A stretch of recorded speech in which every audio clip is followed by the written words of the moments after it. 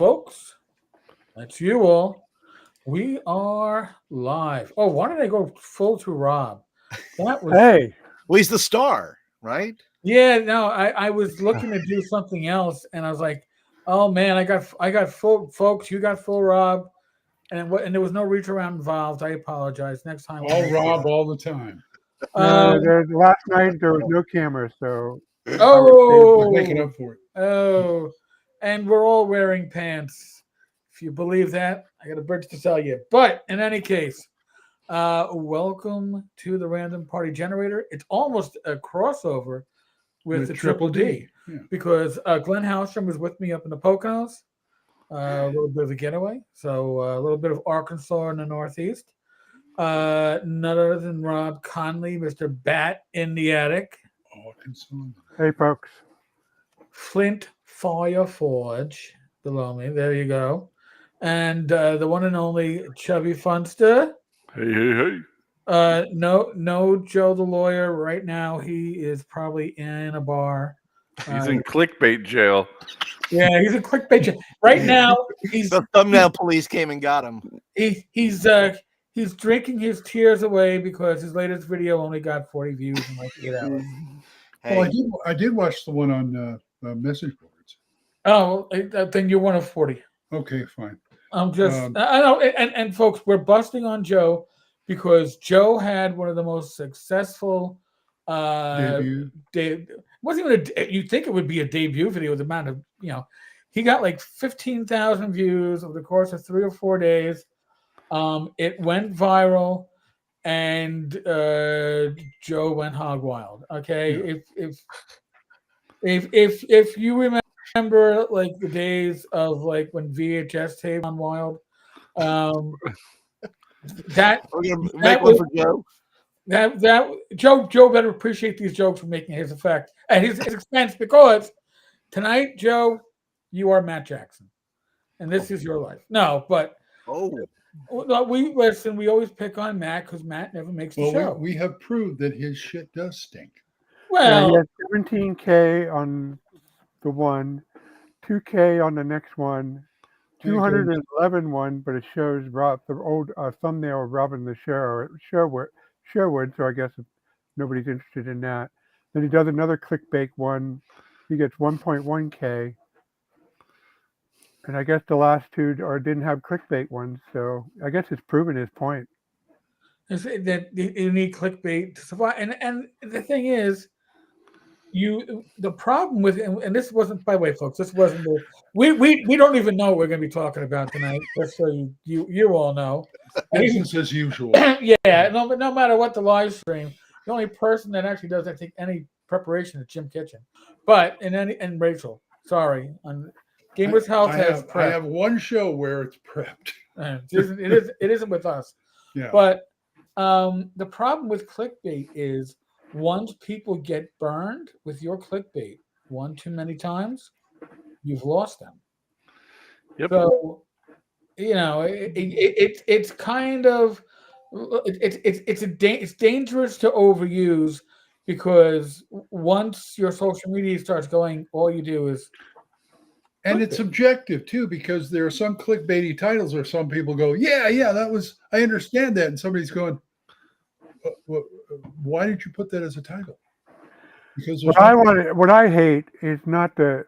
I just want them to get to the fucking point. If you're going to put that title, right. Don't bury the lead. That's the right term, right? Right. Don't bury the lead. but you got to keep them for 30 seconds, Rob. You got the reason that there's that intro is that to get the view or to get the monetization, some of those things, and to get the ad revenue, you got to hold people for a little bit longer your time in the video. So you have to. Is it 30 seconds? Because it's way longer than 30 seconds. Well, some people abuse that. So I mean, right. They do. I mean, listen, folks. I can live with 30 seconds. It's just when it's like 5 minutes. Okay, have you not gotten it's to like, the point? Yeah. And then I say to the transcript. Yeah, it's like, is this like another, like, are we getting into the whole Own the Family song right now and talk about Meathead, as an intro to your video? I watch these old movie expose things they do, or TV expose and so on. It's like The Affair That Ended Bewitched. And then when you get on there, they're doing the whole history of the freaking show to get you to wait to watch for to the that, end. and that's like this much so. of the whole thing. Folks, we're not here to give a definitive best practices on YouTube because this show is and this channel is seat of the pants. So we certainly don't expect, And ORC best for practice. Best Mhm. practices is not what we experience here, but certain things that YouTube expects from a monetized video Mhm. is that they expect the video to be at least 8 minutes long, and generally less than 20. There's a sweet spot. Really? Yeah, they want 8 minutes because 8 minutes is long enough to give a mid-roll ad. That's my understanding. So they want it longer than 8 minutes, but not too long. Right. They don't want so there's that sweet spot. Now, of course, shorts are a whole different kettle of fish. So there are certain exceptions to the rule, like Peter Santinello. This guy does videos that are anywhere from 45 minutes to an hour and 15, but people expect that type of content from him, and usually you watch it from beginning to end. I'm sure he has a large watch time. I don't generally hide the lead. If I'm talking about stuff, you'll probably get the meat of the stuff within the first minute or two. And then if you want further details or further opinionating, you listen in. But there's a certain thing about YouTube and success. And I know it. During the OGL fiasco, this channel was on fire because I had sources and I had information that was extremely viable and accurate for the situation that was fast moving. There were a few channels that also had stuff like that. Roll for Combat was one. But the thing is, and I got great subs, and I had amazing traffic, and I demonetized my channel by mistake. My own foolishness behind the scenes trying to change a setting probably lost me a significant amount of money. However, the reality is it was the channel being accurate was what was good, but once the OGL calmed down, the traffic calmed down with it. Not down to where it was before. I kept a portion, but I didn't keep the 10 times traffic that I was looking at during the OGL. That's good. So I have always seen it that if you do well, that's great. Try to figure out what you did, but you're not going to replicate it. These things are like catching lightning in a bottle. When you do it, write it out. But we say this because this isn't just this channel. It's also Dungeon Craft. It's other YouTube channels that you see. Like I know they've accused Professor DM of using clickbaity titles. I will say today's video was clickbaity. Did anybody else see Professor DM's video today? They're clickbaity, but they're usually worth watching. They are, but he was like, "Is Matt Mercer next coming in? Is Matt Mercer going to be in charge of D&D?" Yeah. Now, admittedly, the first thing he says is, "No, but you're already in." Right. Right. Well, he was addressing rumors, right? And so so the rumor's out there. So, but the bombshell, I think. Do you think there's a distinction between clickbait and sensationalism? Yes. It's a very fine line, if you ask me. I prefer ballyhoo.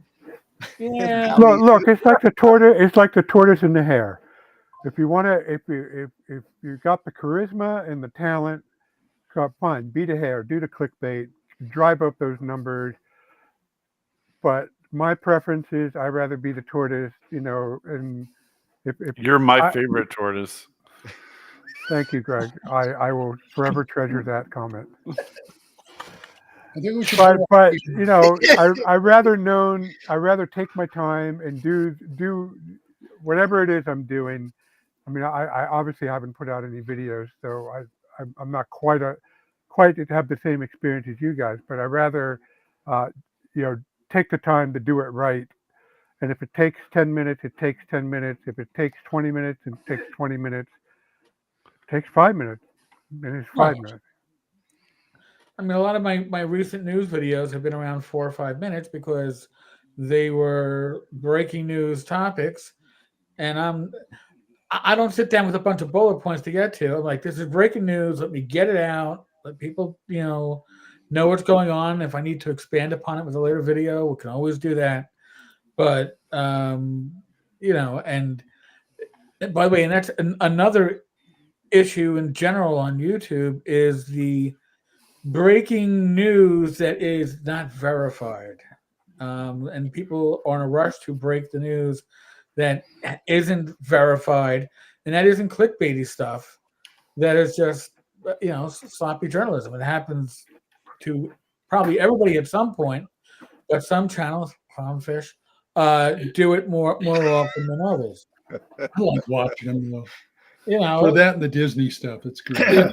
it's like, Go hey, ahead, Diane. my mother heard this on the street corner. Oh my God! It's happening in D&D. Get it out there. You can't do that. Ironically, I'm reading a history book of late 19th century America and the yellow rag journalism. There are like 1,000 newspapers, especially in places like New York City. They had the same problem. Mhm. They were all rushing to get stuff into print. And they had the same complaints, same Those problem. reporters would do some underhanded things to get that story. Yeah. Yeah.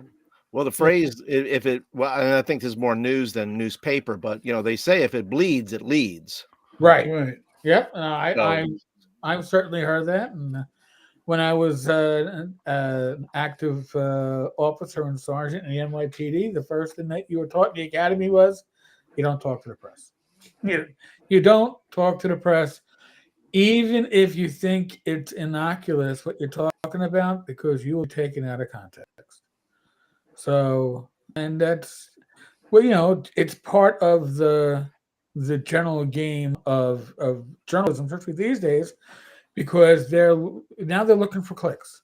Before they were looking to sell newspapers, then they were looking to sell advertising on the evening news, and now they're looking to sell clicks. And the internet is a huge place, and while it is infinite, the eyes on is not infinite, and you often have to get eyes on. And as Fugly says, lies on the front page and retractions on page 10. That is very common. If you can even find the retraction, because there's no page 10 anymore. Okay, it's all online.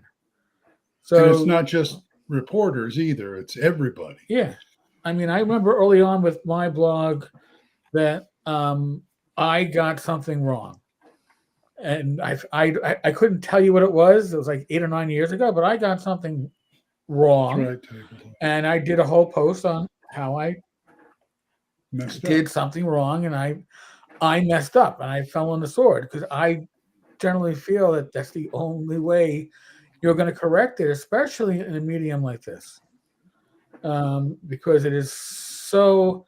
The internet never forgets. You can't hide your past.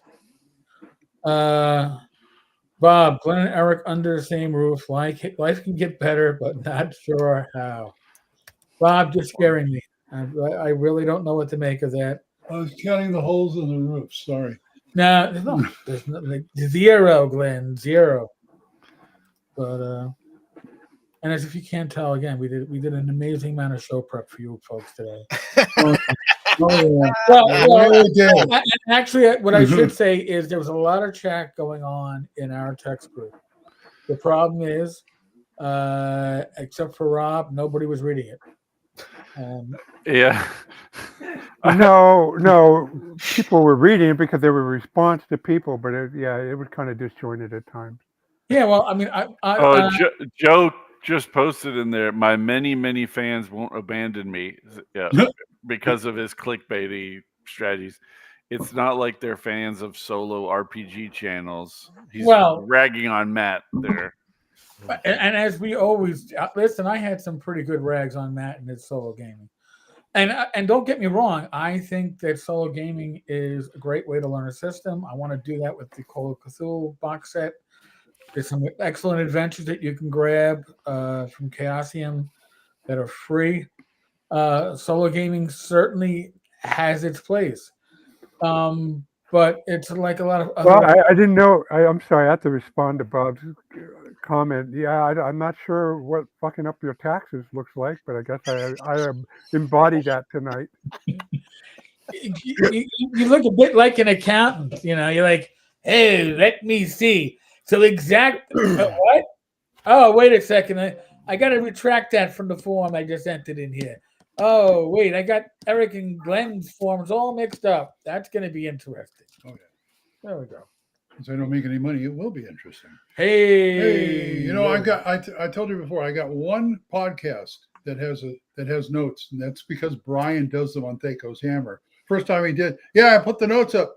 Notes? What is this notes thing? Well, I mean, listen, the random of the RPG podcast, vidcast, is like herding cats. We don't know who is going to show up, except for myself and Rob. Okay, Rob will be the one if I don't have the link. I got the link up hours early today. Rate was the one to go into me.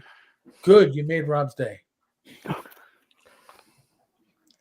Because Rob's always the first one in, and he was the first one in tonight. So, except for me and Glenn, but I mean, well, I was writing on my computer, and I yeah, have triple monitors, and the Discord is over here, and my Word is over here, and this is where all my reference stuff is. So, Peter, Glenn, and Eric, the Bert and Ernie of the OSR. No, we're the two old men in the balcony in the Muppet Show. Oh yeah, Statler Waldorf. Yeah. Yeah, you gotta get your Muppets right. Well, Josh had made a post about in the chat about it. We should talk about how making players happy or something like that. And my reaction was, I don't really think that the DM's job is to try to make their players have fun or be, whatever. not quite what he said. I'll let Rob paraphrase for Josh since he's not here. Rob No, Sheldon he's talking about, have everybody having fun, and he's including the DM as well as the players. He was, I think, a couple days ago, when Joe said, "I feel a Dwayne story coming on," and we were talking about power gamers, basically. It's what we called them back in the day. Yeah. And I said, this is not a new problem that 5e players are special, that they like to go through the books and get their stuff. I mean, shit, I have GURPS players in the 90s, Dwayne being one of them, making extremely tweaked and broken character. And then Josh's comment was, well, that's not very fun for the DM, so that's kind of a excuse my language, a dick move on the part of the player to pull that, and because the DM needs to have fun as well. And those kind of characters, like Dwayne Blinken, Days Mage, or more recently in 5e, a guy made a multi-class warlock sorcerer that could see in magical darkness. So he always he used his sorcerer level to cast magical darkness on him and keep it up and pew everybody with Eldritch Blast. And somebody like him, he's never played Champions, and it shows. Oh yeah, That's what I learned about power gamers. And my reaction is more of sadness, because I know how to beat them. I just make the same kind of character. Yeah. But that's no fun. It's like one nuclear bomb dropping on another, and you have. I don't want to play nuke. I don't want to play Nuke the war game. I want to play my campaign. Yeah, it's an arms race. Yeah. But that's also not fun for the rest of the players either. It's not just against the GM. You're taking power or usage or any kind of feeling of being needed from the rest of the party if one player is going to monopolize all the activity. Well, that's not. No, actually, That's not actually how it works out in my experience. Usually the guy doing that, unless he's a total jerk, which these guys aren't, they're like the 5e guy had a friend who didn't quite make as broken, but he definitely was his partner in crime. But the rest of the party were needed. I mean, they were the mop-up crew. And if they didn't have the mop-up crew, then he knew very well that the dice could go badly for him. They were there in case the dice go badly, which it did. And as far as Dwayne, that particular mage, he went around and dazing everybody, but that's it. They're dazed. They will eventually recover. Somebody had to take it out, and that was Tim's character, I believe, and Josh's. Tim and Josh were in that campaign. That's a support move. Yeah. But you know what? You don't. That becomes not much fun if that's every session, and every session you're always in the support position. What would you do in real life if that happened, though? You're in a position where you're superfluous.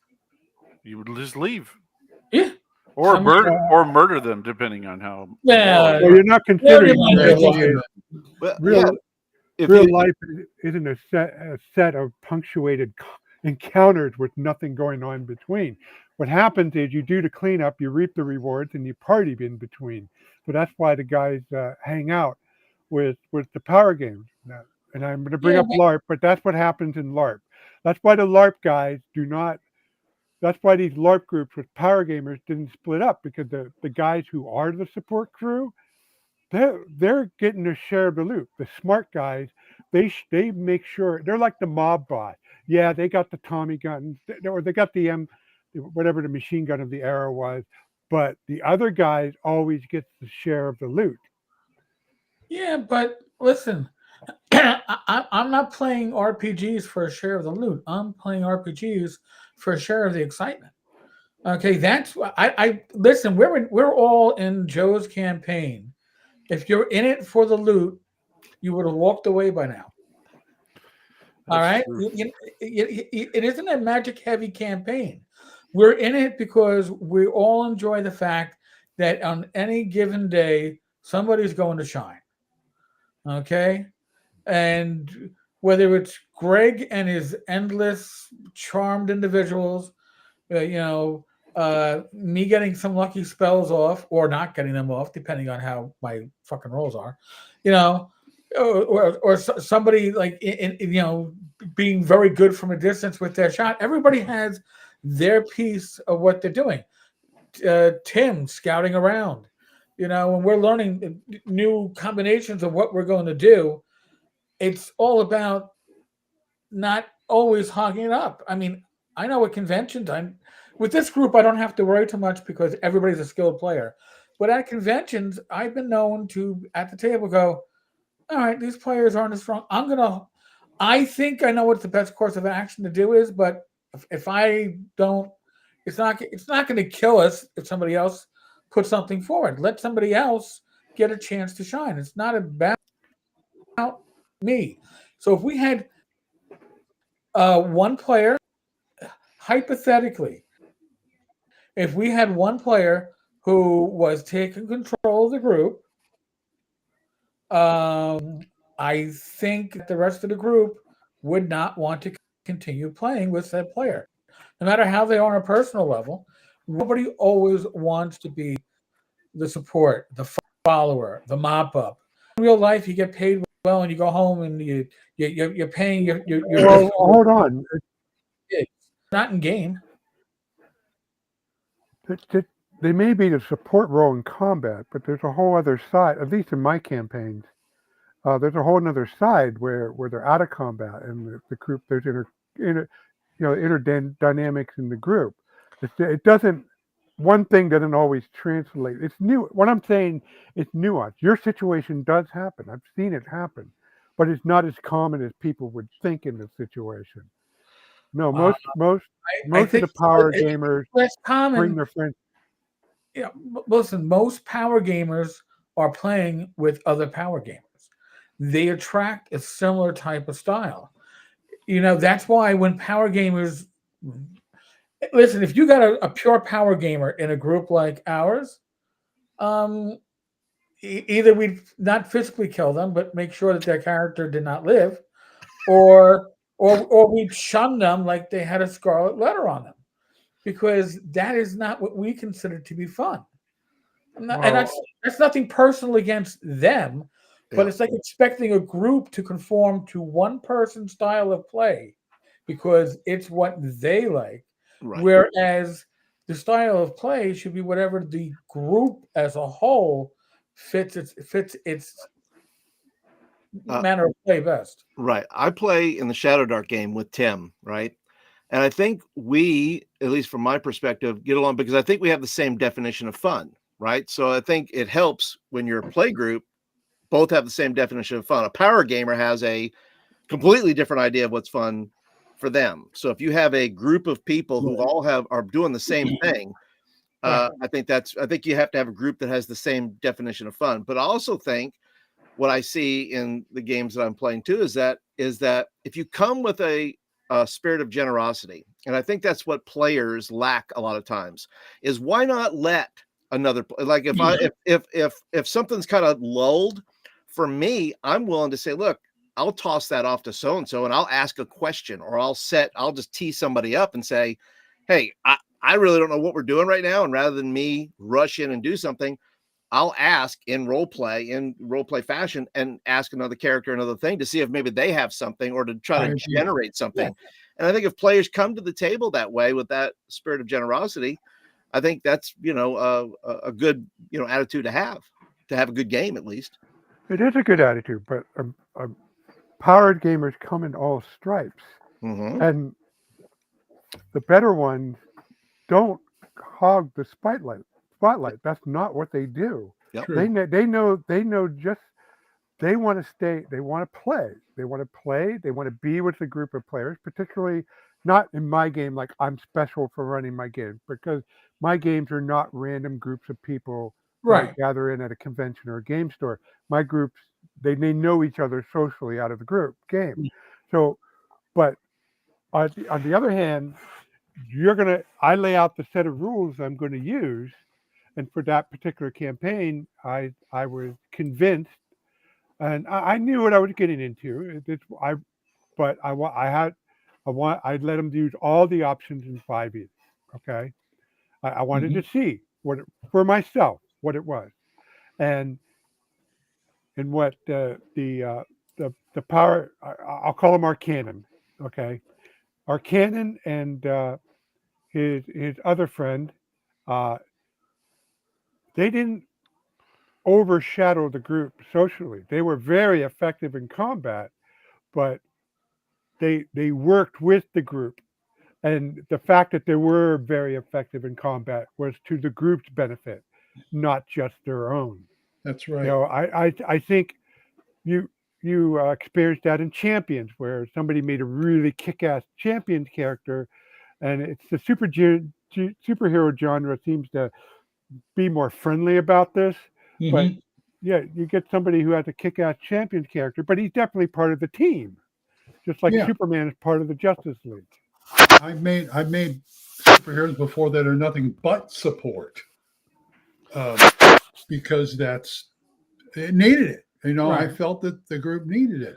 And min-maxers, like the other types of gamers, have a use, like even rules lawyers.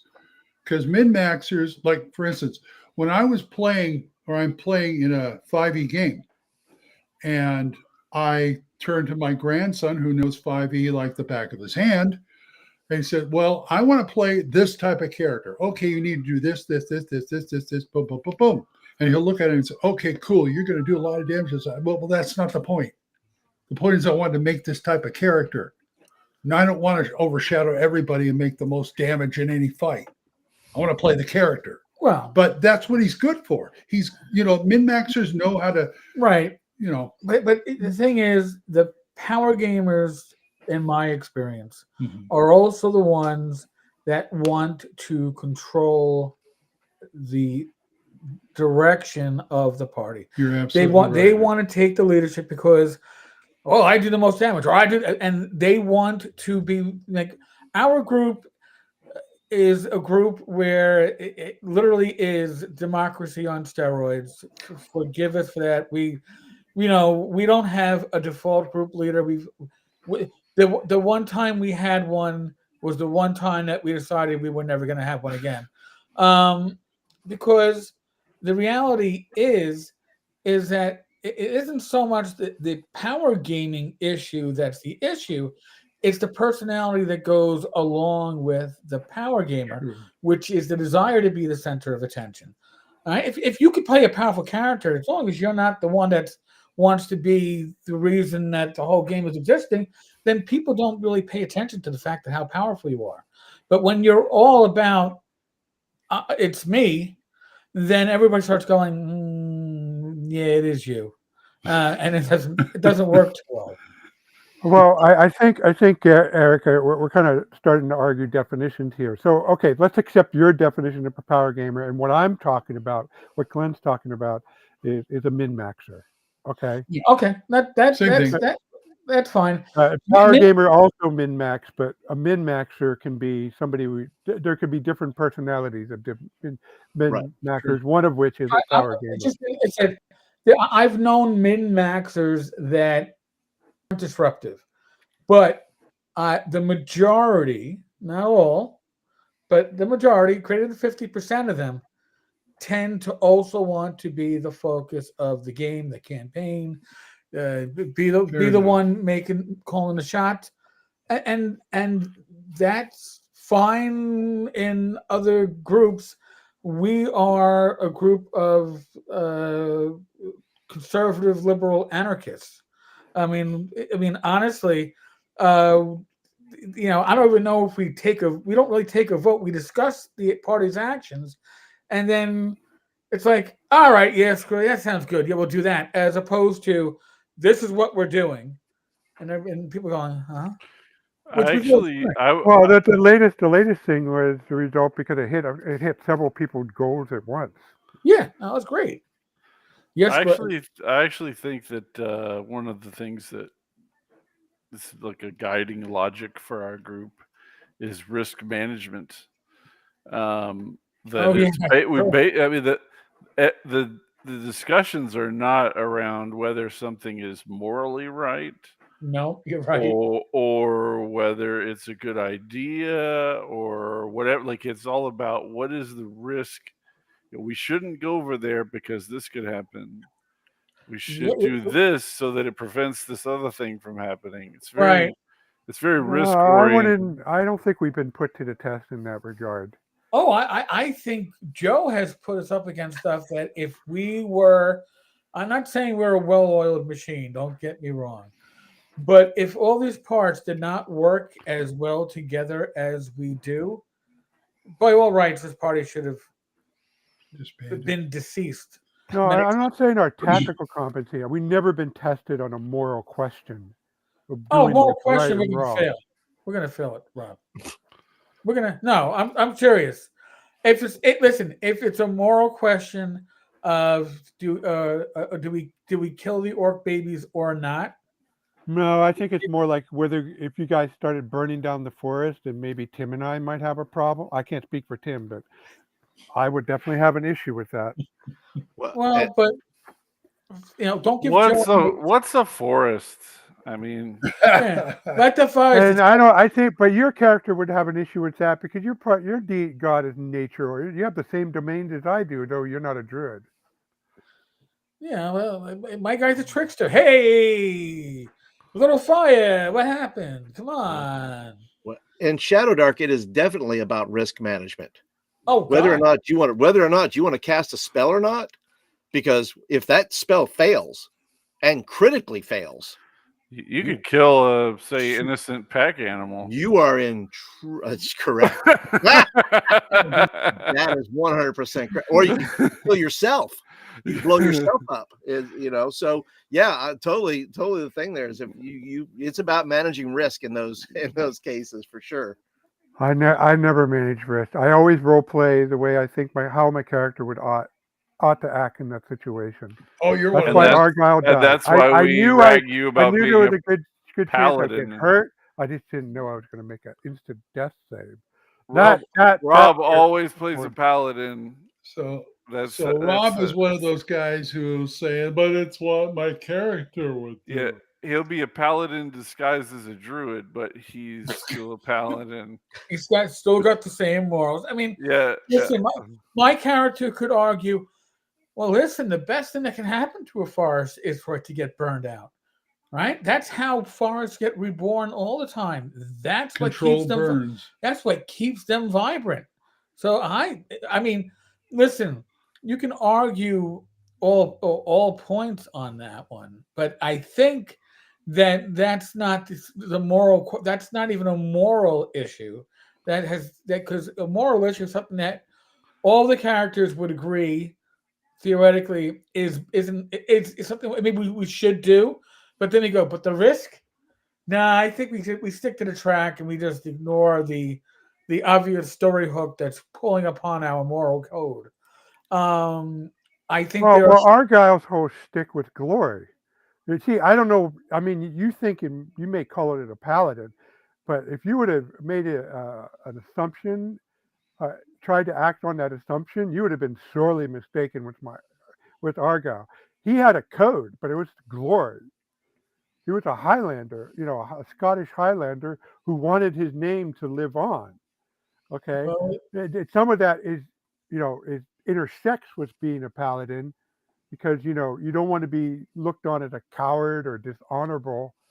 So yeah, that's paladin like, but you just didn't see a situation where the difference would have. I would have pulped somebody's head, and I would have taken somebody's head and pulped it if it was the right situation. I would not have a qualm with that at Argyle. I find it interesting. That's where you draw the line, is for the paladin. What? What I mean is that you're rigorously honorable about all kinds of things, and you don't you play the character. Again, like, this isn't necessarily even really criticism. It's just observation.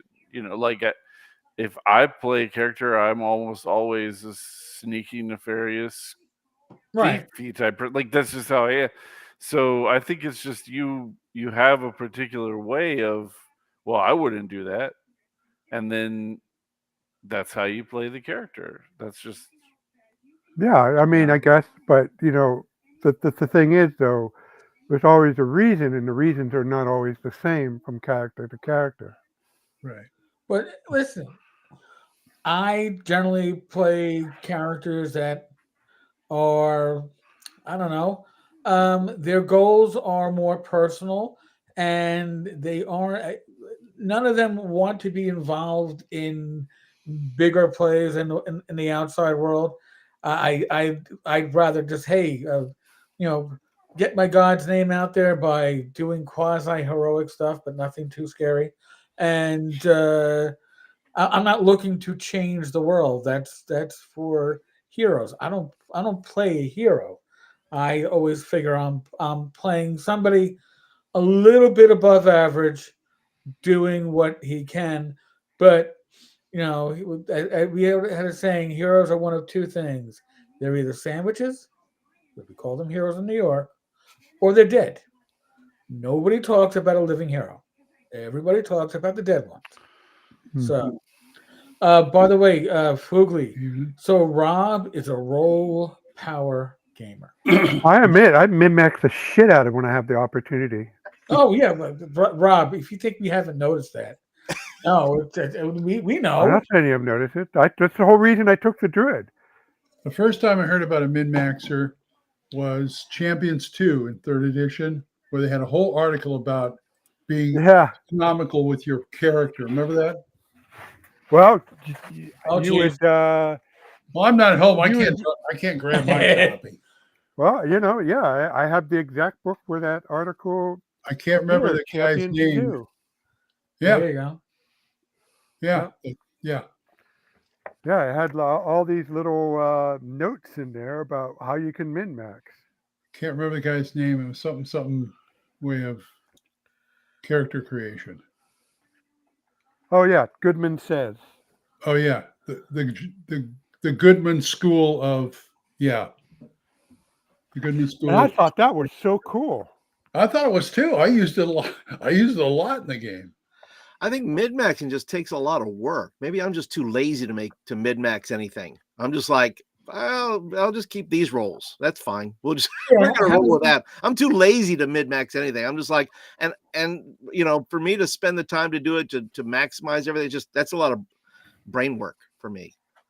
So, like Tom from Tip Top Tap Room says, these days I kind of like a priest or cleric. I almost always play a priest or cleric if I'm playing a fantasy game, and the reason being is not a min-max thing. The reason being is, unlike how I thought about it when I was playing in my 20s, clerics are just useless because all they do is heal.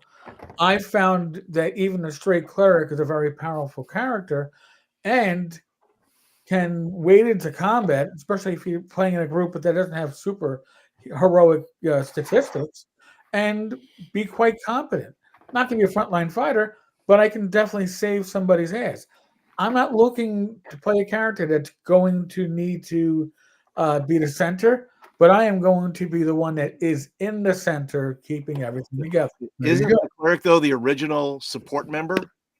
It is, but it's also it's not just a support member. It's a utility. It's the utility player. Oh, sure, right. But when I would ask people, like when you'd have, like when I was younger, they'd say, we're going to play. Do you want to play? I said, yeah. And they said, well, we need a cleric, know. So you would say, okay, I'm going to play the cleric because that's what they needed. So because they needed that support member.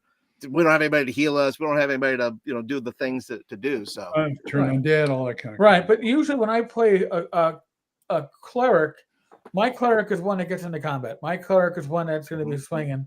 If you didn't know better, clerics are not a bad fighter in class. Right. If you didn't know better, you would think that my cleric was a fighter who just happens to cast spells. What the hell is that? Certainly not a paladin, I'll tell you that much.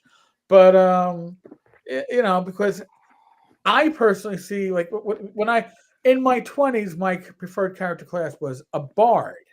Again, I know, considered worthless by many, but with the Bard complete book of 2nd edition, there was a lot of flexibility with the Bard class. But I like the ability to get into combat, cast spells, wear some armor. I saw it as utility infielder. I was a huge baseball fan when the Yankees were good in the 80s, and they were good because not just of their stars, they had utility players that could come in and fill in for an all-star and give a good show. And that, to me, is funny. Few people. We have a party with 2 priests in it. That's unheard of. 3. Friday. 3. Sorry, Rob. I forgot you came back at that druid. So you got 3 priests in our party. How the hell does that happen in any OSR game? Because people don't want to be a priest. I went through that damn Demi-Human Gods book, and I was like, all right, hey, look, I can be a gnomish priest with some illusionist spells and some thief abilities. I'm not going to excel at any of this stuff. But, man, I am going to fill some holes. I am going to be that little kid at the Dutch dike, putting my fingers and my toes and my penis wherever it needs to get poked into, just to make sure. That's all. That's not the. I guess as a gnome, my nose. I guess I should demonetized. Just like I was gonna say I don't know where this is being played at, but I don't know if I want in on that. It's wait a second. Is this the game I'm in? No. Well, hold on a second. Yeah. So it's a bunch of old school gamer. I'm going to put this forth. This question. We're talking AD&D, 1st edition. Around Unearthicana. If you were to hold a Fight Club tournament where all the characters are around 7th to 8th level and has a magic item budget, you can make any character you want from the books. Okay. Who would win that? Who would win that Fight Club? Well, now, what is the statistical array? What are the stats? They have the same. They have similar stats. No. See. The barbarian very big class. Yeah, in class with high stats gets the dexterity bonus and double constitution bonuses. Right. So that statistical array is very important because barbarians are not overpowered unless you have good stats. If you have good stats, they are damn near unkillable, and they're a fucking I think asshole. I think in the tournament that I was in, you had 118 or something like that. Just 118 and no other bonuses, then the barbarian's worthless. I hate to put it to you that way, but doesn't hold up. And Cavaliers are overpowered because their powers are bought off by social role playing detriments that nobody in their teens or 20s bothered to play with. So by the way, don't ever if you're ever designing a character class, don't give social role play issues as a balance to mechanical issues of power. Majestic Waterlands. It all the time, though. Rob, we forgive you because With the you're kids. because you're you. But what I'm saying is that if you are a power gamer, the first thing that you do is you kind of ignore these social aspects of the role play that's supposed to hold. What? Oh, did I read that? I didn't remember reading that part. No, I gotta do. Well, maybe I don't want to play this character because that's what always got forgotten about Cavaliers and the Paladins, especially with Unearthed Arcana. That shit kind of went to the side because otherwise the character was relatively unplayable. That was the whole point. It was to make them. Do you really want to have to role play this? Well, no, I won't. I'm just gonna play it. I'll play the character without taking the detriments. Thank you very much. And well, I do have an answer because when I was a sophomore in college around 1986, I've heard of this role-playing convention near my college in Western PA. I went to Indiana University of Pennsylvania, and so I went there, and one of the things they had was an AD&D fight club. And I looked over the rules, and I turned to the organizer. You do know that anybody who plays a druid is just going to take this tournament. And they scoffed at me. So I did. I made my druid, had a modest magic item budget. They were using Unearthed Arcana. They had a nice array, but it wasn't like all 18s and everything. Right. And I won it handily. And I have proof. I won Okay. this. So this entire conversation All this is was a setup for for Rob Rob's- to brag about his special. Yeah, druid you got it. You got to take your moments where you can get them. All right, but Rob, now you set that whole shit up. Tell Well, us. the secret is the shape shifting in the free healing that it gives you. Okay, Yeah, And you get up to 60% of your hit points back when you shapeshift. but you don't get you get 60% of the damage you've taken back. Well, yeah, 60% of the damage, which as a druid, you're going to take some hit when you're in Right, certain but it situations. also it isn't a free action that takes a round. Of shapeshifting takes a round. It's a round that you're not hitting, you're getting hit. If they put, I mean, I don't know if they were ruling it was a free action, but AD&D 1A did not have free actions. Everything that would take a round to transfer. So yeah, I get that, but you, instead of taking a round of coughing of healing potion, although I had healing potion, or cast a spell on yourself, you shapeshifted. And if you do it right, you can get a better movement and get away from the guy so you can heal, while your opponent can't heal as fast as you can, even if they're a cleric. right. But also it heals what 10 to 60% of your damage. 20 to 60%. Yeah. If you get low rolls, it isn't going to be pleasant anyway. I think the druids are very powerful characters, by the way, in 1A. All right, I had a high level. Nobody wanted to take the druid in a tournament adventure over at Columbia University. Nobody wanted the druid. I'm like, what level druid is it? 14? Give me the druid. Holy shit! Oh yeah, and it was this killer fucking dungeon, and we went into the third room, and we had to get down I don't know how many levels, and I'm like, yeah, listen, I cast Rock to Mud. You have what? Yeah, I got to cast a Rock to It Mud. had a good area. It had a great area, but I sent the Rock to Mud straight down enough that we could repel down to the main bad guy. After going 2 rooms, didn't have to deal with anything else. We were full hit points, full spells. Took him out in a handful of rounds, and the DM turned to my friend Andrew and said, "Hey, you want to come back and play at Columbia University?" And he was like, "Huh? Not your friend. Not your friend. He's not. He can't come back. Do you want to I play?" here?" never play with a GM like that. Ever. But druids are extremely powerful once they start hitting them. People don't really. Rob saw The it. mid-level, when they get to mid-level, when before Yeah. that they're kind of on par or a little subpar. They're a little subpar to a cleric, because your heals lag. Even with like Goodberry, it was like, But I played druids, and again, I am happy to play whatever you give me at a convention because I will make it work. When I was at Gen Con, I got handed the character that nobody wanted, which was the Fallen Paladin. So I was a fighter with a 17 charisma. What a fucking waste of a score. And that was my highest score. So that tells you the rest of my stuff wasn't all that great for combat. But I played the shit out of that character because, you know what? I fell as a paladin for a reason, and I'm gonna make that reason count. So it was good. It was good enough to get me to the second round of the tournament. So Yeah, what I there was some incident prior to that made me realize it, the druid. But the thing about by the time you're mid-level with the druid, you're kind of like second best, but at everything. right, You're not the best fighter, but you're a cleric. So you fight on the cleric table. You definitely don't have good armor.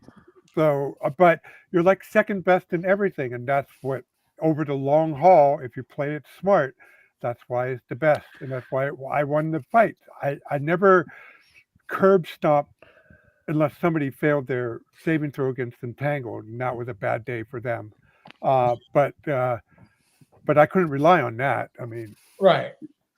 No, that was just icing on the cake if that happened. But certainly, Entangled would slow them down and allow them to channel where I want them on the battlefield. Yep. it's doing the most with the hand that is dealt to you. I mean, sometimes I do think that the best way to roll D&D characters or even OSR characters is in order, not 3d6. Make it 40. Make it even 5d6 if it's in order. But take the scores that you're given, and play what's given you. Yes. Well, I did 46, That stinks. re-roll 1, 7 times, discard the lowest, and rearrange accordingly. That works too. And believe it or not, nobody rolled any more than 118, but still, it Right. made it allowed everybody felt they had a chance to play any of the classes they wanted to play. All those like a paladin, you needed a 17 or 18 charisma, and that's why I did that. I was being nice, and I didn't want to do point buy. So, Well, you could just use the method 9 in the Unearthed Arcana, where paladins roll 9d6 for their charisma and get a 17 if they can't roll an 18. I mean, come on. yeah, Why- I think I why came up even with this roll the method dice? before Unearthed Arcana, so I just stuck with my method. Well, if you played an RPGA like I used to, you got points. Yeah. So, Greg, are you going to say why roll the dice? Yeah, why even roll the dice if you're gonna jury rig it so much? Just say, this is what I have. Yeah. Because Greg, it was a sweet spot between randomness and having choices as a player. Yeah, it sounds. And real I cool. tweaked it. Over the years, and that's what I finally arrived at. Now I wouldn't do the reroll ones anymore, but if I was doing an AD&D game, I would do 46 7 times, discard the lowest score. I mean, again, with our Unearthed Arcana, when they came out with the by-class dice rolls, and fighters get 9d6 for their strength, paladins get 9d6 for and you always got the minimum. If you didn't get the minimum for your class, See, now remember when I always felt the joy, one of the joys of creating a character was to roll those dice and then say, all right, what can I be? Do I have enough good scores to be an effective combatant, or should I be looking to be a spellcaster? Yeah, but I You get know, you every once in a while. They said, "I want to play," and you get a good idea for a character. and Mhm. I've had that, and I don't have the scores. It's like, well, I guess it ain't going to work. But do I really want to have 96 in my primary stat?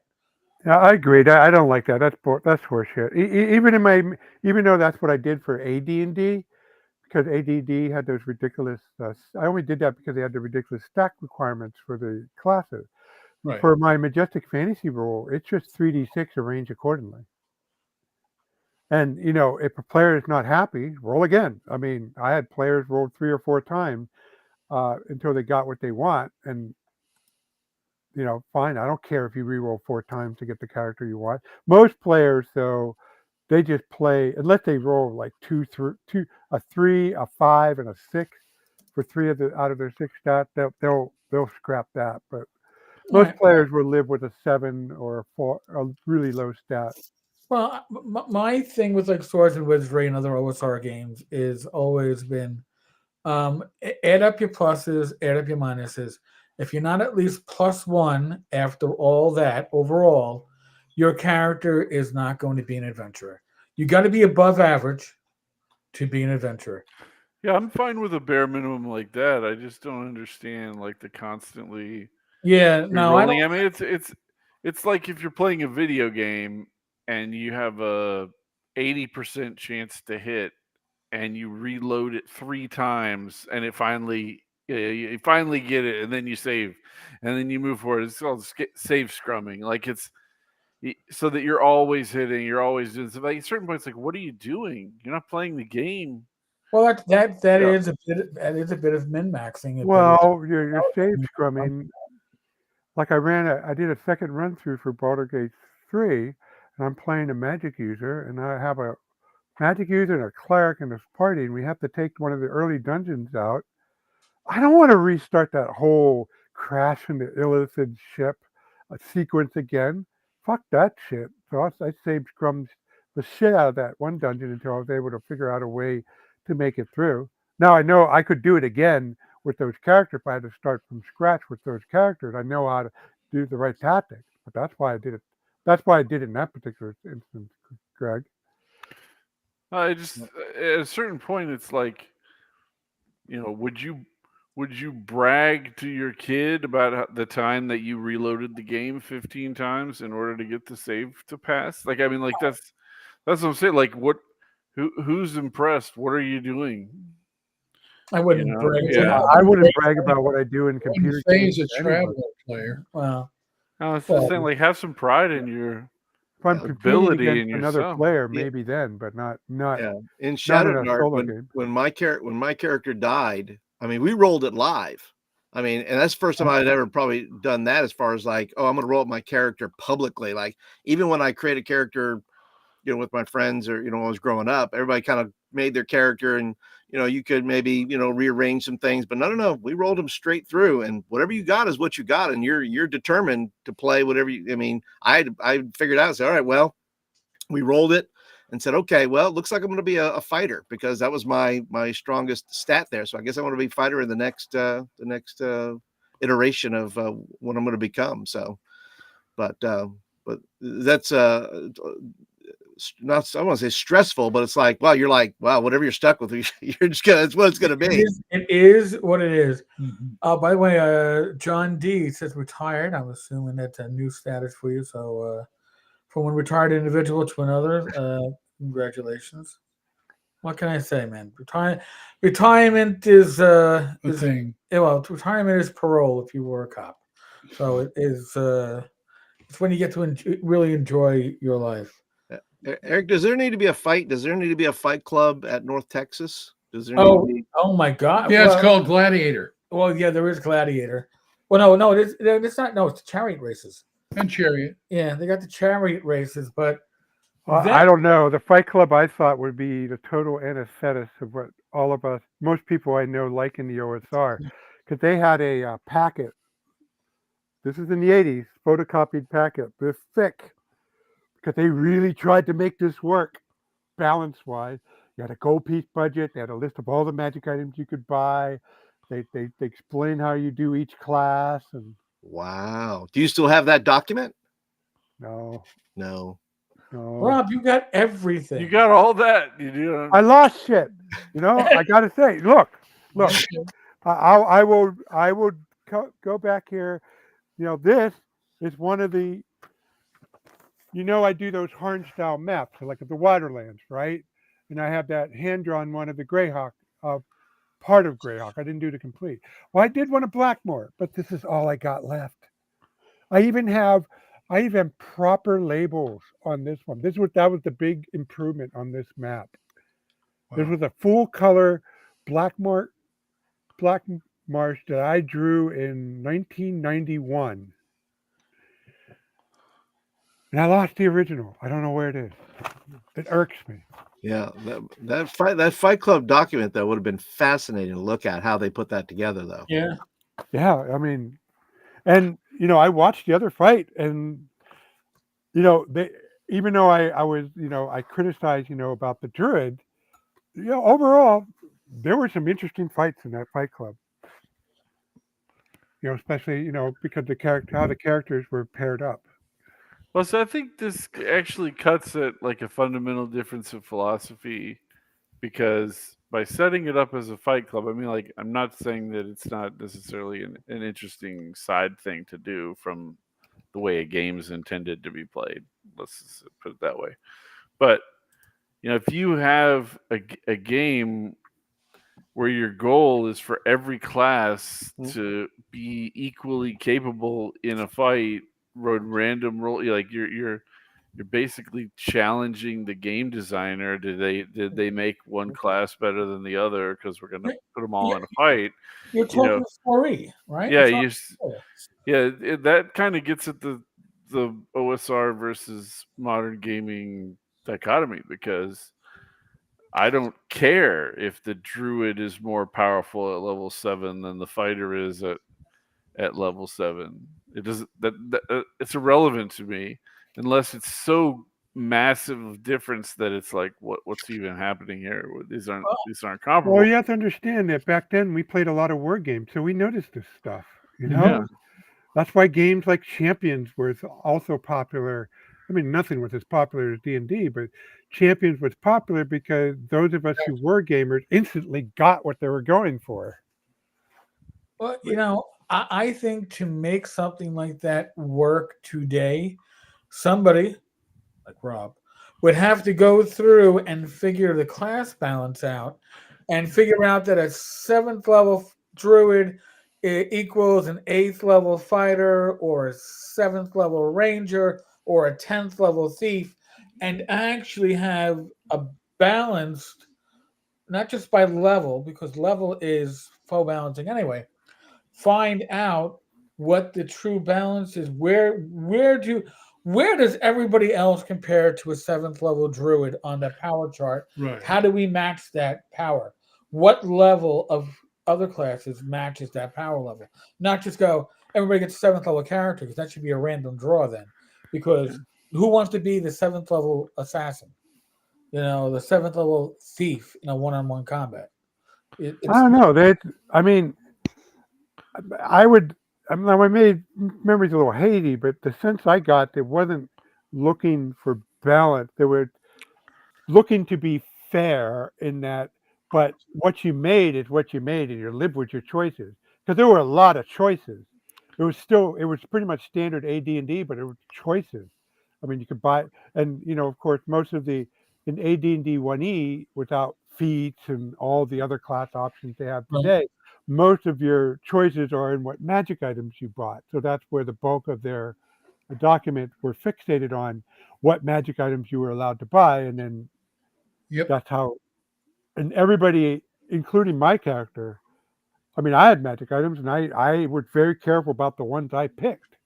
Like, I'm pretty sure I plowed into a magic scimitar as one of the healing potion with another, and something else. Bracers of defense, to get that armor class up. still wasn't as good as the guys who bought +1 plate. But still, they put a lot of work into magic items, and so it's more like, let's see what you can do. Bring your A game to this.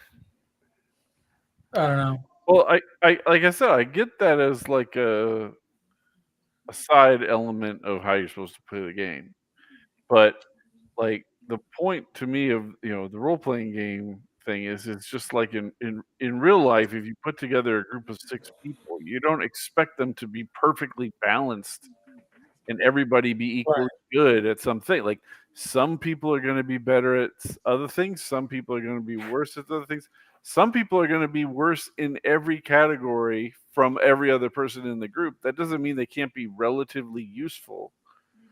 Like I can't do everything all at once, so it's okay that this guy is a little bit worse than me at doing it, but I'll have him do it. Like, and I bring it up like not that each game should perfectly correspond to real world, but that's kind of like how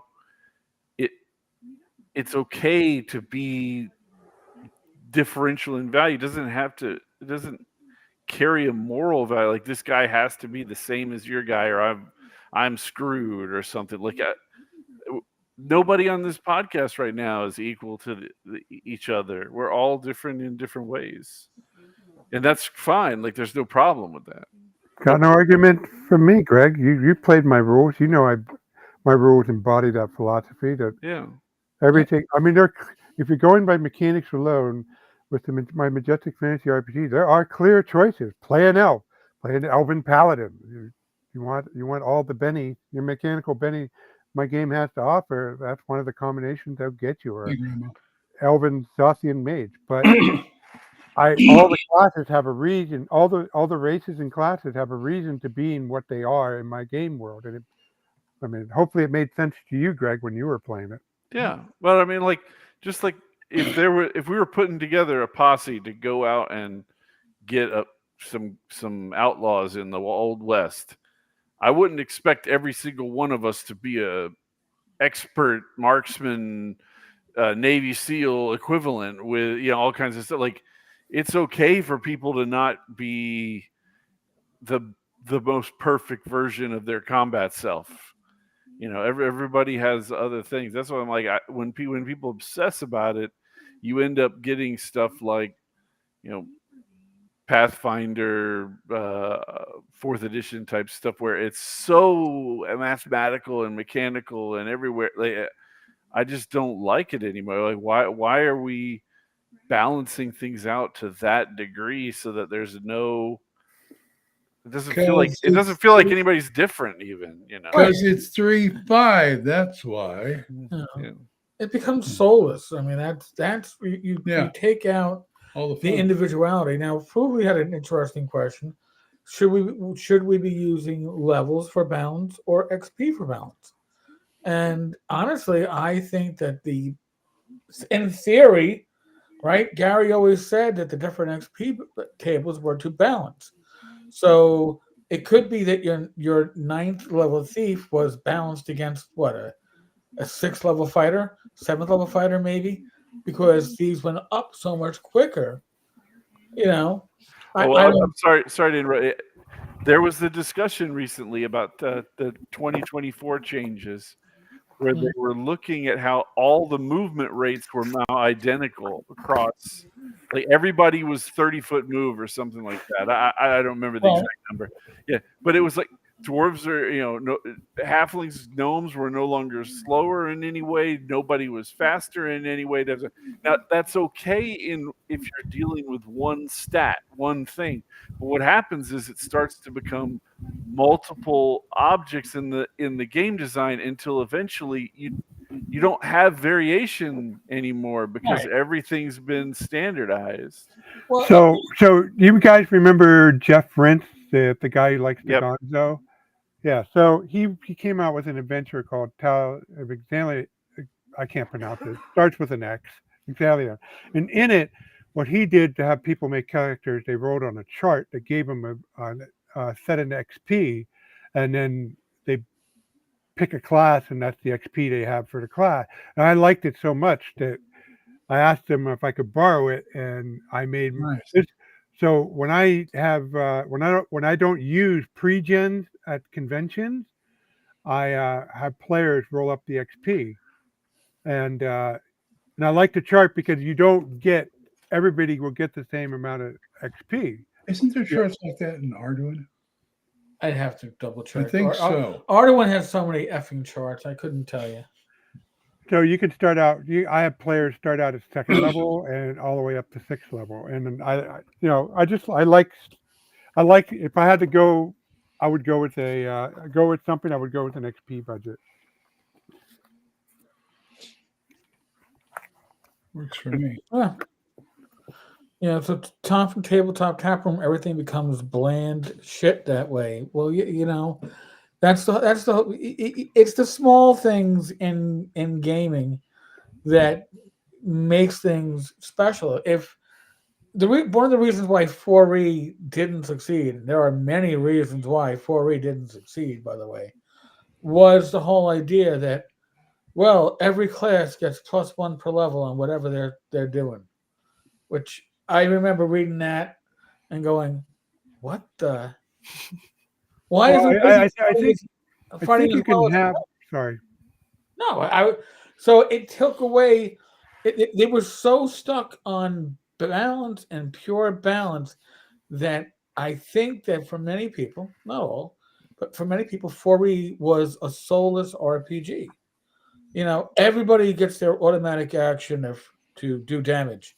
Come on, this is like an MMO, right? You need all this stuff, and nobody wants this stuff. This is what See, I think that I agree with you, Eric. And one of the things, there was something more that made it solid. That the balance, they put all their attention on balancing combat, and little attention and stuff outside of spellcasting and combat.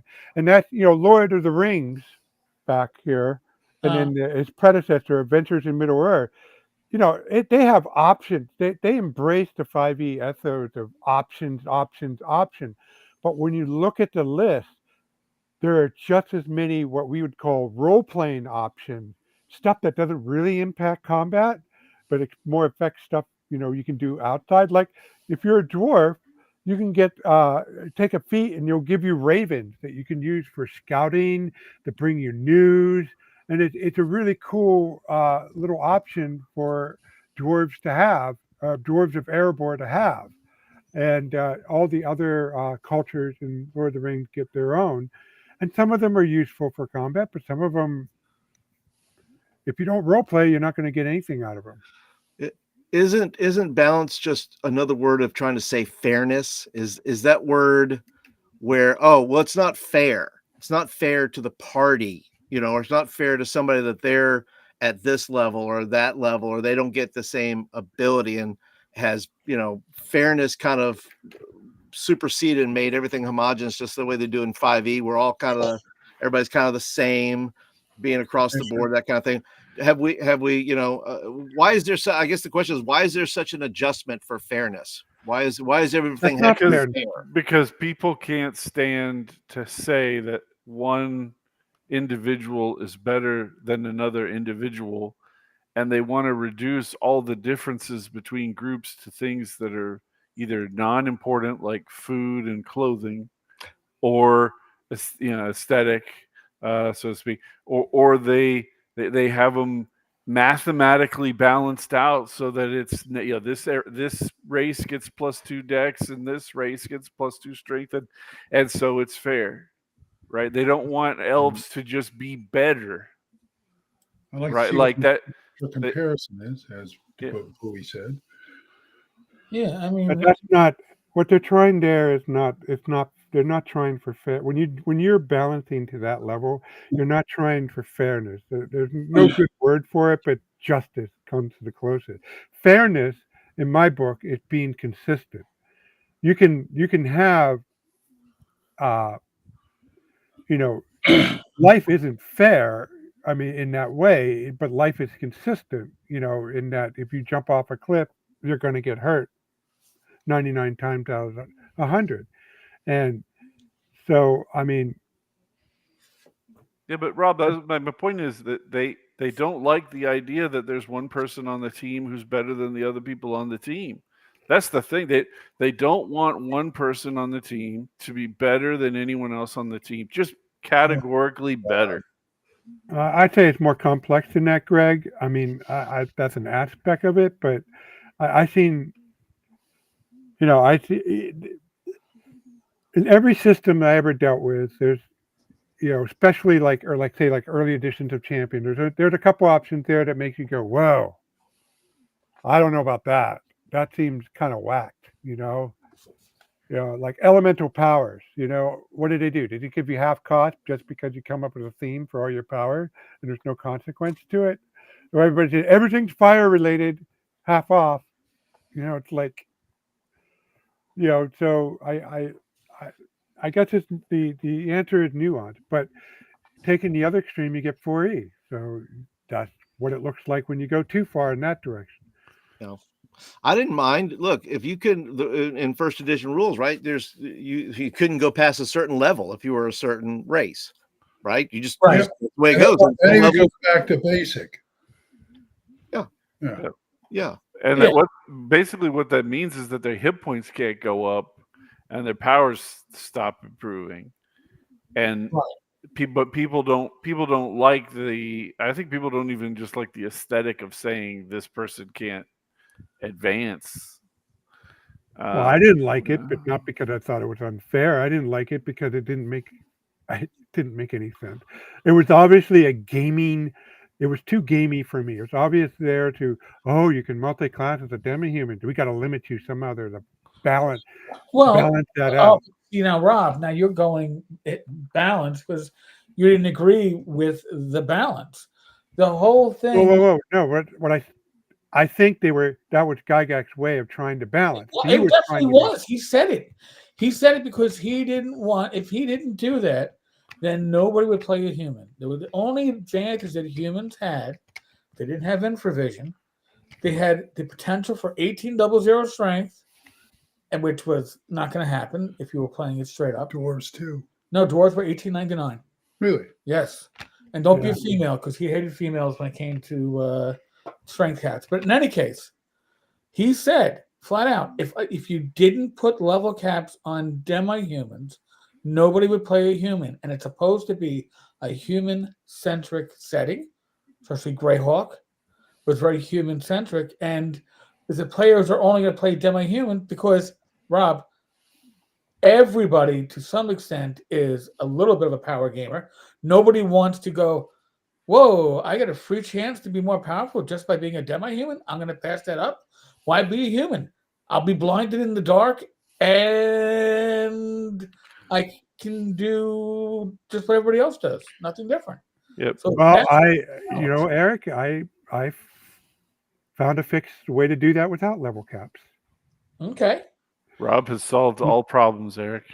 I solved that problem at least, Greg, and that's quite simply. I simply bribe my players to play humans by giving them plus 25% XP. Wow. Well, listen, hey, that is so you're doing the exact same thing on the reverse end of the no, but I'm not capping players. I'm giving if you're going to do something like that, Greg. Rob, of all the people that I know, mathematically, you are best positioned to understand how that is the exact same thing. Come on, rather than capping it on the top, you're giving them an advantage on the bottom. It's the same thing. Okay, you're like super math, dude. What are you talking about? If you will let me explain, I would let you talk about it. Okay, people reacted negatively to level caps because they are a prohibition. They are banned. Thou shall not do that. Where my giving humans an XP bonus is an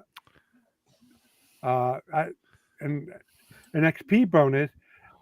It's a bonus, even though it works out the same thing. Encourage human PCs. Humans get ahead of the demi-human characters. Greg, people don't complain about it. All right. Yeah, So and people don't complain when we call the Social Security tax half paid by them, half paid by their employer, Yeah, even that's though we politics all and know that it's all ungated. paid by the employee.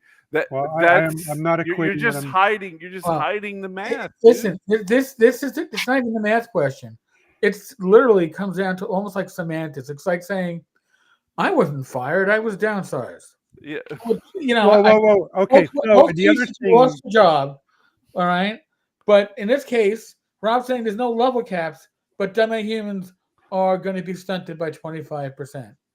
Which, I mean, that's fine, Rob. But you didn't fix it. You just changed it. It's not Sorry, a it's plus whole thing. 15%. The But the Eric, see, this is what I did. I didn't just arrive this solution arbitrarily. I play tested. I watched players' reaction. I was running multiple game store campaigns at the time at a convention, and I watched the reaction between one doing level cap versus doing it this way. And guess what? Worked. It Rob, worked. just because And I'm people sorry. like I'm sorry, losing Glenn. It's money not better plus than 25%. gaining money or It's plus something. 15%. Yeah. They do those psychological experiments where people have loss aversion and they'd rather not lose $100 than gain $100, but it's the same math.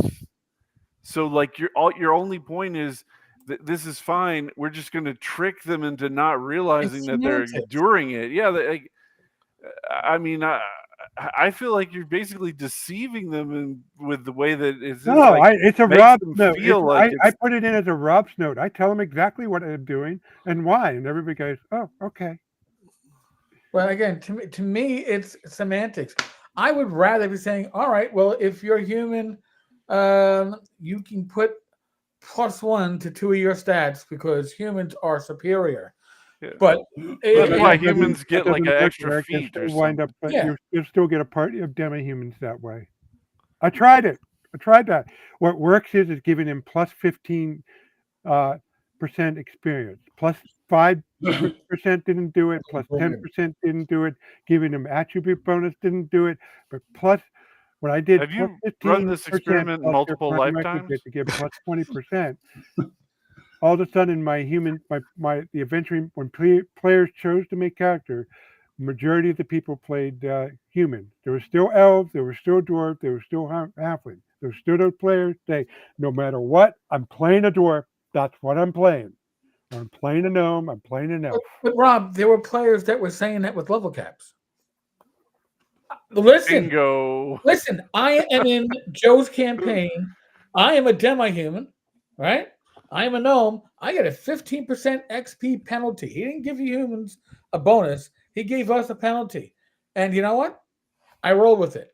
I'm saying I wouldn't multi-class under penalties like that, but I didn't. But I'm rolling with it. It is what it Okay, is. but here you're forgetting the other part of the equation. Me, I think level caps are bullshit.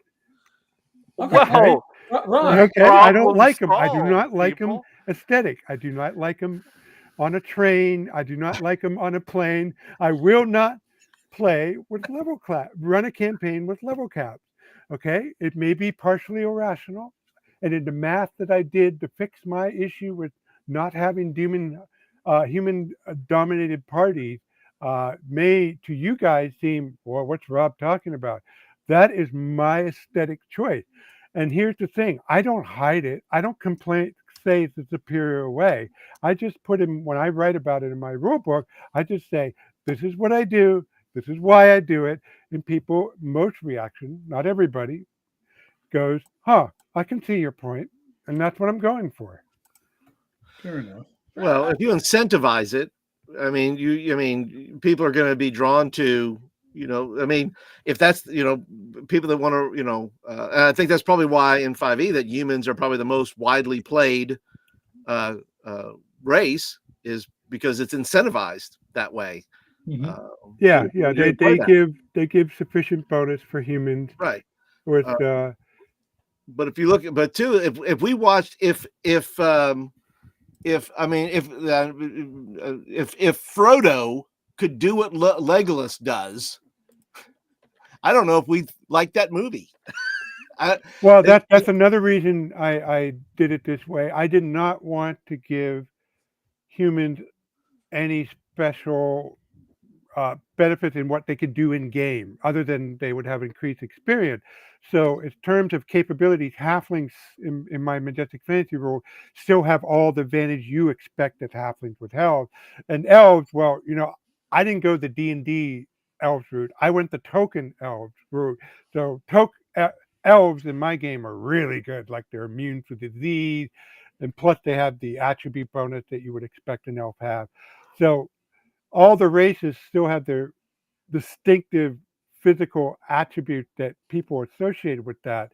But for the players who are on the fence about this stuff, that plus 15% XP is what tips the balance. And it's still, and there's still demi-humans in the party. I mean, it's just people are I have found that at least half the player want to role play what they want to role play. No matter what the system says, they'll play a human, or they'll play an elf, they'll play a dwarf. That's how they like the role. But you probably. Oh, so go ahead, Rob. no, I'm done. Okay. Well, I'm thinking back to like Rule Cyclopedia, that one appendix in the back saying, okay, you can take the level caps off demi-humans, but you got to take something away. And I looked like that's bullshit. I feel like that's rubbing salt in the wounds. You take the level caps away, but all of a sudden the dwarf can't judge angles or something but it's intrinsic. But it's the game, but and you wouldn't be taking away that. You'd be taking away their infravision? No, their poison bonuses and stuff like that on saving throws. That's because it's a game balance issue. Game balance, you can go to 36 levels in the game, and you're restricting them to like maybe 12. Well, I think halflings are 8.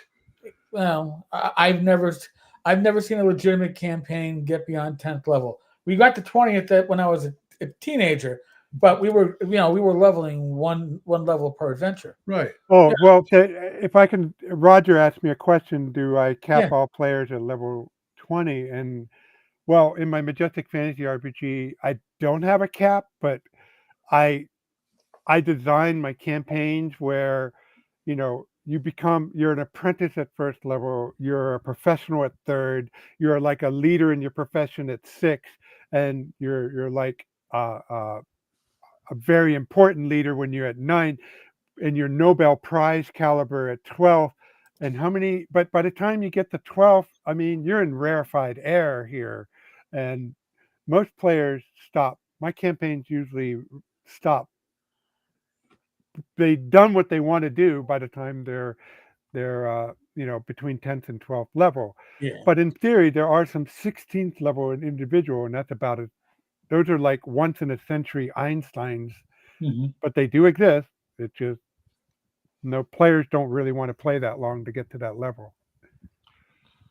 Well, I mean, something that we're not even mentioning here is, I believe, part of the other reason too is that name level in AD&D was essentially where many of these campaigns were going to end. Your characters were supposed to semi-retire. So the soft human cap was around level anywhere from 8 to 10, depending on your character class. You got your monastery, you got your castle, you got your thieves guild, and you were no longer adventuring. Now, I believe with Unearthed Arcana, they increased the level caps, and if you had high scores in your primary stat, they increased it again. And I'm not sure if it was in Unearthed Arcana or a Sage Advice, but single class characters could advance 2 levels beyond the cap that was indicated. So they were already like, I don't remember that about Unearthed Arcana. I have to look that up sometime. What I remember the increase in level caps because of stats, but I didn't remember if you were a single class, you could single class. It was either Unearthed Arcana or a Sage Advice after Unearthed Arcana came out. So now also to put things in perspective, when we're talking, what one class could you go unlimited as a demi-human? Thief. Now, when you think about it, what was probably the least powerful class in AD&D? Thief, fight like a Thief. magic user, You know, tap and your dice. and if you were multi-classed as a thief and you maxed out your second class, like a lot of people took magic user thief as a great combination, and it was, but that thief always had a 50% penalty to their further thieving experience points because it was always divided by 2. So again, there was a lot built into AD&D to, I think, discourage play beyond those name levels. And I think that's the reason why adventures like the G series, the D series, were tournament adventures, because they could just design this stuff and it would never really fit into your campaign. Believe me, I tried it. It didn't. It was taking a round peg into a triangular hole that was 3 times too small and trying to pound a sucker in. But I don't think they really expected people to. That's why they gave you the pre-gens in the back of the adventure for these high-level adventures. They didn't really expect you to shove it into your campaign. You'd run it as a side thing. That's my thought. I probably should ask somebody from TSR days that might know. What do you think? How did this affect like milestone levels rather than XP levels? Well, we inadvertently did milestone levels because we were leveling after every adventure when I was in my teens. Right. Because that's the only way you were going to spend a summer and get to level 20. But are you going to do like, okay, everybody goes up a level except you, Dwarf? I have to do that for my monthly game because it's a monthly game, and right. No, in the monthly game, I'm running adventures. Like it just we had one session how I normally play stuff with a little bit of role playing and a little bit of then a little bit of combat and stuff, but it just nobody remembered shit over the month. So I just went through my my notes and stuff and came up with a way to make an event out of the whole campaign, and it's going good, and I'm enjoying it, and they're enjoying it. But it's just that I just adapted to how the actual flow of events were working. Now my weekly campaign is completely different. How like I always run it. There's sessions where no combat happened. It's just the players yakking to other NPCs the whole session, yet they're getting shit done. It's just not combat related. Okay. And Greg, there's one more point I would like to make to answer your objection. So the whole reason I started on the giving what to give humans for my Majestic Fantasy campaign is not because I was worried about balance, because I noticed everybody was making demi-human and I wanted human-dominated parties. It's just the way my setting is. It's human-dominated. I wanted the behaviors of the players to reflect the behavior of the setting. So the way I found to do that was to bribe them with extra XP for humans. I don't have any problem with either level caps or an XP bonus for humans, but they're the same thing. Right. That's my point. I will not argue that point. Yeah, they're not the same to me aesthetically. Polished. Yeah, you're limiting the advancement of one for the purpose of balancing against its pre-existing power at earlier levels, and that's fine. It's not limiting; it's slowing. There's not much of a difference, but there is a difference. Okay, Captain Semantics. All right, so we have a question, and I think it's kind of. It's not a question; it's an inquiry. No, we have a question on the side, not you. Relax, Greg. Greg's in combat. He's rolling for initiative. Super Toy wants to know: have any of you guys played Mythras? Mythras is based upon the various iterations and generations of RuneQuest, and I have not. I ran RuneQuest 2 by Chaosium back in my college days. I ran a sandbox, not knowing it was a sandbox. I would call it that now. Didn't know what it was. I just knew I was running Pavis and Big Rubble, and my players We're exploring and finding the adventures. The great thing about the RuneQuest system is people aren't locked into a class. And in my Right. opinion, especially if you have a smaller group, classless systems, ones that are built upon skills like basic role playing is like RuneQuest, like Call of Cthulhu, and the others of that ilk, have an advantage that you don't have to go, oh, we need because I ran not Rollmaster, Space Master for a year with 2 players. And it was viable because those 2 players could cover most of the skills, maybe not perfectly, Right. but pretty well. But you could not have done that with AD&D. Your party, a 2-player party, is so hard to run for, to balance for. But you can do that with other systems that are classless. And in my experience, You know what's easy? You know what system is easy to balance? What? And well, in my opinion, anyways, Hyperborea. First of all, you don't have to worry about demi-humans because there is none. It's all human. Secondly, it's a 12-level cap.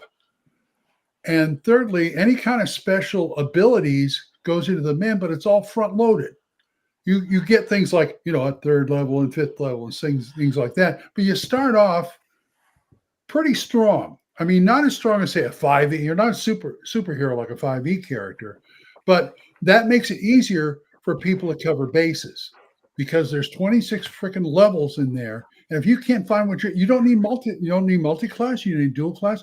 If you can't find what you're looking for in there, you're not trying. yeah, you know? I was pretty impressed with what. Yeah, but I just Yeah. want to say that's how I would see the level cap and all the. Yeah, well, I mean, and I think that was Jeff trying to, and by the way, he caps the game at level 12. Yeah, that's what I said. Right. So that in and of itself is where 90 here, I'll pull a number out of my ass. 98% of campaigns are done at the level 12 or And earlier. the funny thing about it is, it's not a milestone system. It's an XP system, but it still caps at 12. So people are going to go up like this, Right. which is what I want, really. I mean, I don't want them to be like this, but okay, thief, you're I leveled, cool, fine. How about you fight? No, I don't. I got another, that kind of thing. Yeah, I mean, listen, I did milestones essentially with Swords and Wizardry Light yes, you and did. Continua Light. That worked. And it works because you're only dealing with 7 levels, and I didn't want to explain experience points. 14 and Well, continue. no, 7 levels in Continuum. Oh, really? Yeah, Oh, it's been a while. yeah, Well, but as you guys know, GURPS was my primary system for 25 years. And, No way. Yeah. Yeah, Roger, I did. But I know, Rob. I'm just giving you some shit. but no, but you always the give me thing shit. about Don't GURPS stop is because of GURPS, me.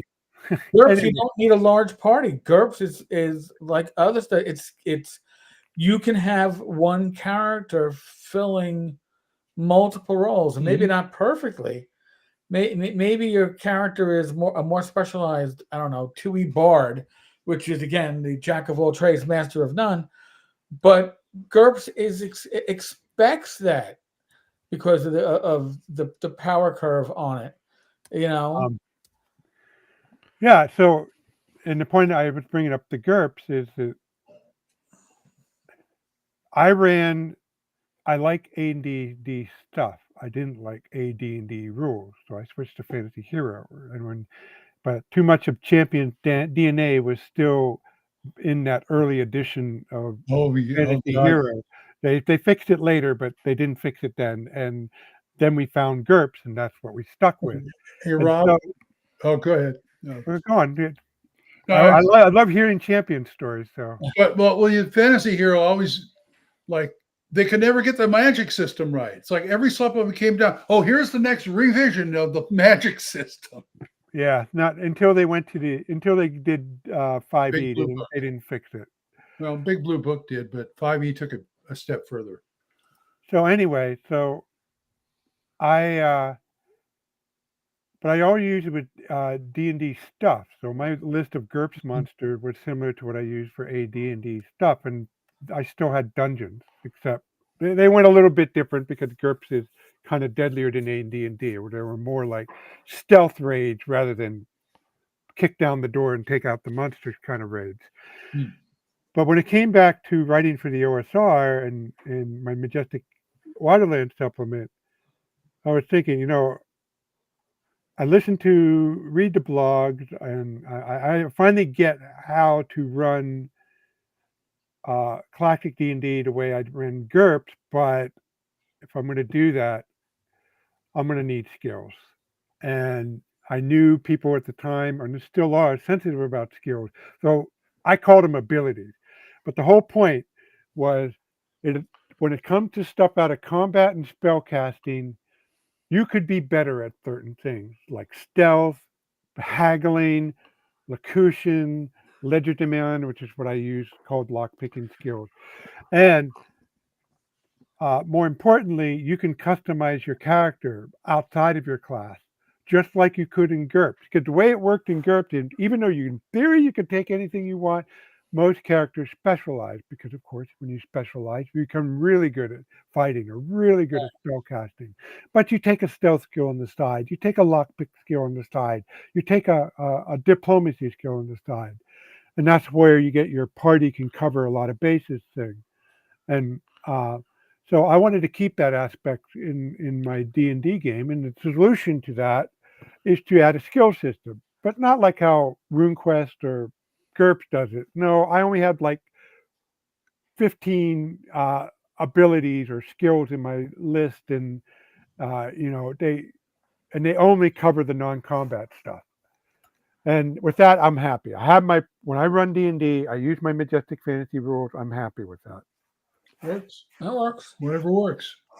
Yeah. Oh, and I treat my classes like I did GURPS, what they call template, because the choices in GURPS, especially the 4th edition, 3rd edition, grew so overwhelming that they had to finally say, okay, if you want to be a fighter, here's a template. This is some of the options you could take as a fighter. Mhm. You can use it or not, but it helped the people who idea. didn't want to read the rule books. And I treated my classes like templates. That was the other secret that made me happy with classic D&D. Good idea. More games should do that. All right. So I am sadly holding up the Coke Oreo, and I'm not saying this isn't good. It actually is pretty good. But this is what, sadly, because listen, when I was a young gamer, we would have put this out on the table.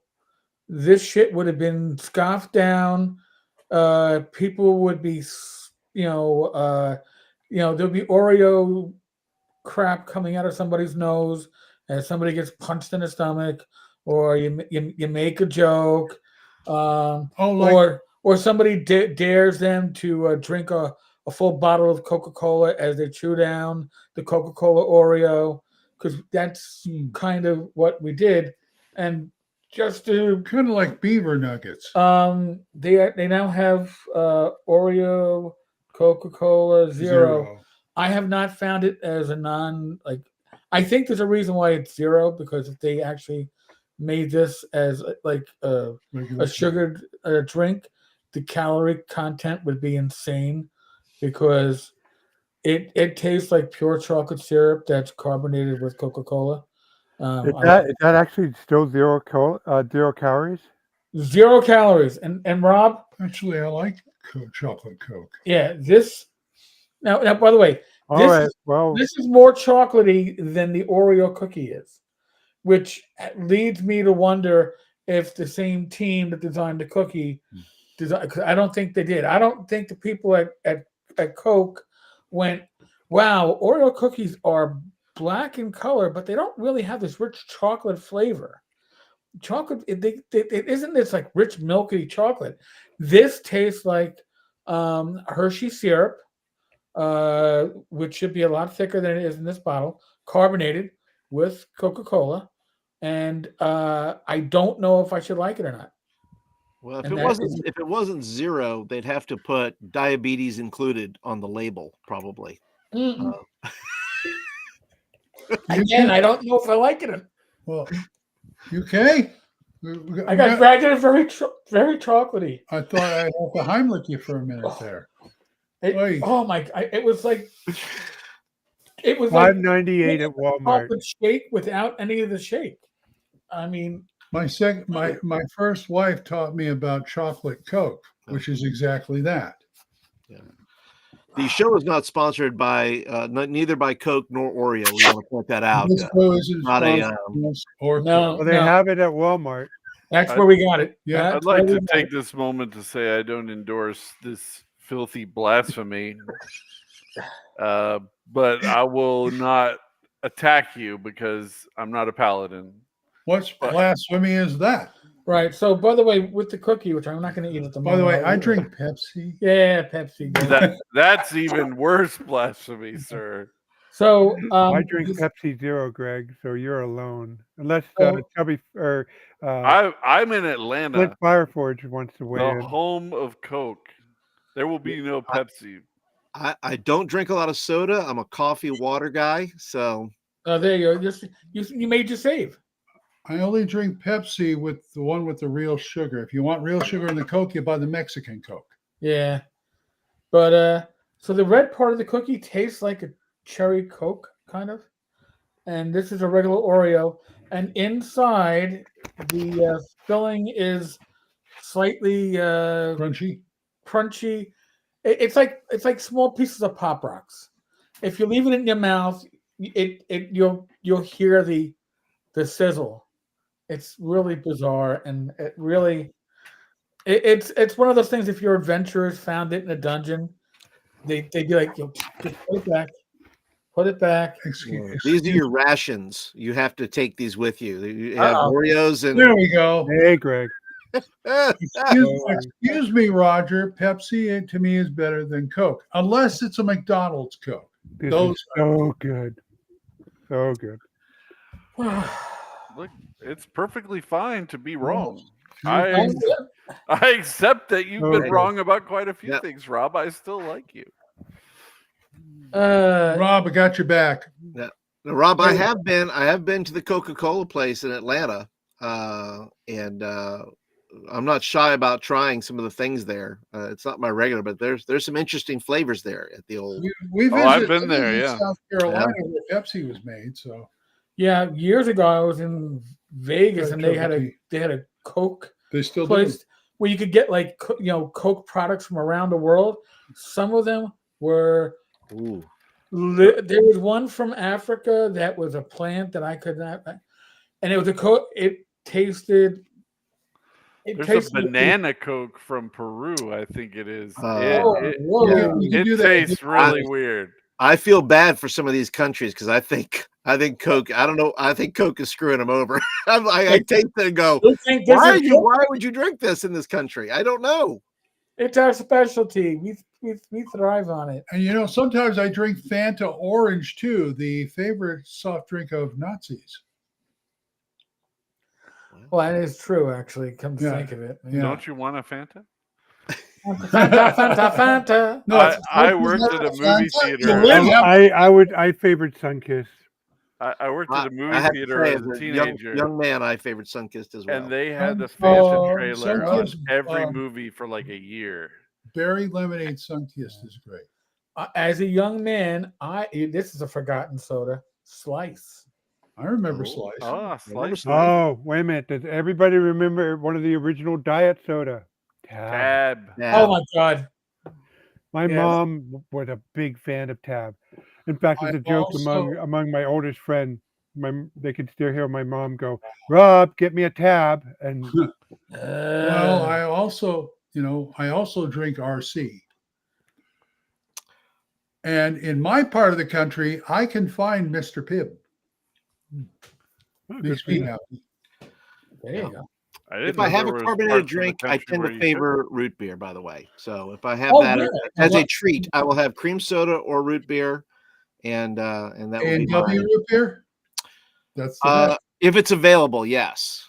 Okay. See, they mine serve some kind of carbonated drink called at the Harry Potter place, the butterbeer. I don't know what it is exactly, but it is. I really like it. It's some kind of cream It soda. was I had one. It was vile, but God knows it was probably like expired. My poison, by the way, if I have a choice, is Dr. Pepper. Dr. That's Pepper my wife. cherry, Who? if I can find Cherry. it. Who is I guess if you who like is- cough medicine. I think it was Tim. Hey, Whatever, call it like I see Pepsi it. boy. Was it Tim Snyder or somebody who likes Moxie? Oh, there's a lot of people at the con that like. I Moxie. tried Moxie. That's like drinking black licorice. It is pure ass disgusting, but they bring it to all. You'll find it at TotalCon. Like somebody will leave like a case at a table, daring people to drink. It's like no, nobody wants that shit. Nobody wants Now this. Fago Rock and Rye. That's one of my jams. We know that we've gone beyond sanity when we're talking soda flavors. How many are still watching? Oh, Isn't 8 of us going ape shit. over No, soda. well, we got 7 Up and milk. we got over a dozen Oh my goodness. altogether. It's Hey, not did it? saying much, but So 7-Up and milk, but did anybody try the Laverne special of which is Pepsi and milk? If you remember Laverne and Shirley, she would have I think it was Pepsi and milk, or it was Coke and milk, so one of those, I think. I also remember I like both, but never together. A&W Root Beer Freeze. It's a shake made with A&W root beer, but it's not the syrup. It's the actual root beer. So it That'd be tastes cool. sparkly. I loved it. all right. I'm gonna pull the plug on this one before the people storm us and pull the plug on us. We apologize for I apologize for broaching the topic of sodas. Well, But- you know what? I'll let you. Oh, all right. Eric, I- can I real quick? Somebody had Yeah. asked us about the Mithras thing, and I didn't chime this in. The Yes. Black Lodge Games podcast interviewed the guy who wrote it. I forget his name, and it was a really good think his breakdown of name how is the system Lodge. works and everything. So if somebody's interested in that, I just recommend that. It wasn't that long ago. Okay, that's pretty cool. Well, Actually, I have a confession to make. I have never refereed Mithras. I did referee one session of classic RuneQuest, which I guess Uh-huh. I'll relate next time. But I like the system enough, and also because GURPS doesn't have any open content, and while Mithras did, or Legends did, that I have a quarter of a first draft for a Majestic Waterlands of Mithra or of Legends. So I'm kind of familiar with the system. It's a good system. I thought that was it. no. So It's a for good those that don't know, Legends is what Mongoose RuneQuest became after Mongoose RuneQuest was made Lost. OGL, but then they lost the license to the RuneQuest name. Yes, but Legend was based on second edition RuneQuest, who are written by the same guys who wrote Mithras. Right. So Mithras is like, because you sibling. can't copyright mechanics, and so it's like 90% similar to well, it's not anymore, but at the beginning it was similar to Legends, and now they're off on their own path. And but yeah, the same guys who wrote Legend, RuneQuest 2/Legends wrote Right. Mithras. And they're beloved. They're people. They have a nice fan base. They treat them well, and they're good That's people. cool. Good. That's the way it should be. Oh, and their Mithras system is under the Orc license, so there's open content. Oh, okay. So you're saying that they're bucking the industry trend of actively hating your customer base. That's an interesting. Let's not go there. It's but a bo- it's a bold they strategy. always have good relations with their customers. Well, that's good. No, that's the way it should be, and that's not all companies have learned how to make the best decisions. But I think that you get. Kid. I'll just say this: they get so large that they forget that they are interfacing directly with their customers because it's a role-playing game, and the customers and they feel that they are invested in the game, and there's a little bit of a corporate disconnect that goes on in that. But that's for another episode. That's true. And I want to give a shout out to OpenQuest, which is more based on Legends, but it is kind of like you know how different. You know, you got Swords of Wizardry, and then you have Swords and Wizardry Light. You know, so Right. Swords and Wizardry Light is obviously less complex than regular Swords and Wizardry. Well, Open Quest is a less complex version of Mithra and Legend.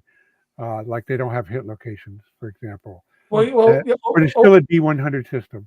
right. Well, Newt designed Open Quest the moment that Legend, but not Legend, the moment that RuneQuest from Mongoose went OGL. That's when the first Open Quest was written and published. Right. And I think Newt did a great job with that, and his support material is awesome.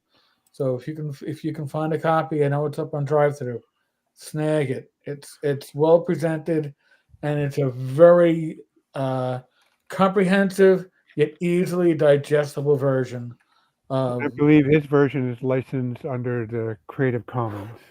I believe you are right, but the original Open Quest was under the OGL. I believe you're right. I think the second edition is under the Creative Commons, but I have to double check when I get back to New York. Yeah, Creative Commons. I'm looking at the website now. Okay. Open Quest 3 is under Creative Commons. Oh, so folks, on that note, Come on, let's go have an Oreo Coke float. no. Okay.